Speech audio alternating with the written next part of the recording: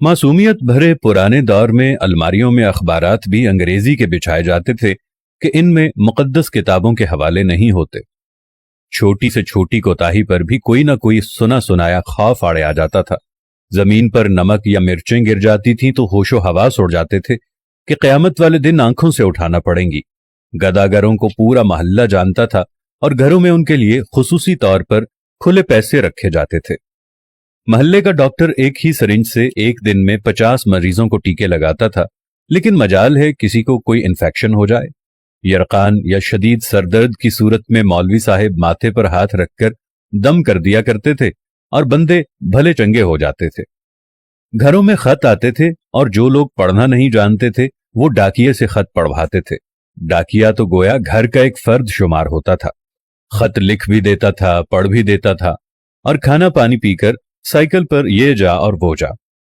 इम्तिहानात का नतीजा आना होता था तो नस्रुम मिनल्लाहि व फतहुन करीब पढ़कर घर से निकलते थे और खुशी खुशी पास होकर आ जाते थे।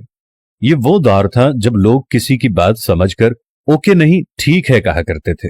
मौत वाले घर में सब महल्लेदार सच्चे दिल से रोते थे और खुशी वाले घर में हकीकी कहकहे लगाते थे। हर हमसाया अपने घर से सालन की प्लेट साथ वालों को भेजता था और उधर से भी प्लेट खाली नहीं आती थी। मीठे की 3 ही अकसाम थी, हलवा, जर्दा चावल और खीर। आइसक्रीम दुकानों से नहीं, लकड़ी की बनी रेड़ी से मिलती थी जो म्यूजिक नहीं बजाती थी। गली गली में साइकिल के मैकेनिक मौजूद थे। जहां कोई ना कोई महल्लेदार कमीज का कोना मुंह में दबाए पंप से साइकिल में हवा भरता नजर आता था। न्याज बढ़ती थी तो सबसे पहला हक बच्चों का होता था।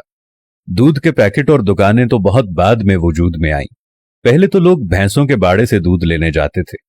गुफ्तगू ही गुफ्तगू थी, बातें ही बातें थीं, वक्त ही वक्त था। गलियों में चारपाइयां बिछी होती थीं। महल्ले के बाबे हुक्का पी रहे होते थे और पुराने बुजुर्गों के वाकयात बयान कर रहे होते थे।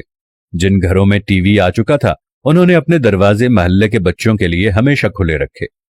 मट्टी के लेप की हुई छत के नीचे चलता हुआ पंखा सख्त गर्मी में भी ठंडी हवा दिया करता और फ्रिज के बगैर भी मटके और सुराहियों का पानी ठंडा रहता था। फिर अचानक सब कुछ बदल गया। हम कदीम से जदीद हो गए। अब बावर्ची खाना सीढ़ियों के नीचे नहीं होता, खाना बैठकर नहीं पकाया जाता, दस्तरखान शायद ही कोई इस्तेमाल करता हो। मंजन से टूथपेस्ट तक के सफर में हमने हर चीज बेहतर से बेहतर कर ली, लेकिन पता नहीं क्यों इस कदर सहूलतों के बावजूद हमें घर में एक ऐसा डब्बा जरूर रखना पड़ता है जिसमें डिप्रेशन, सरदर्द, ब्लड प्रेशर, नींद और विटामिन्स की गोलियां हर रोज मौजूद होती हैं। जरा खुद के घर के बारे में ये सारी बातें सोचकर देखें तो आपको सब कुछ यकीनन नजर आएगा जैसा मैंने आपको बताया है। आखिर ऐसा क्यों है? क्यों हम अपने बेसिक किस्म की जिंदगी से हटते चले जा रहे हैं? मैं आज भी आप लोगों से कह रहा हूं, आप साथ वालों के दुख दर्द बांटना शुरू कर दो। आप गरीबों के दुख में दर्द बांटना शुरू कर दो। आप साथ वालों के साथ प्यार मोहब्बत रखना शुरू कर दो।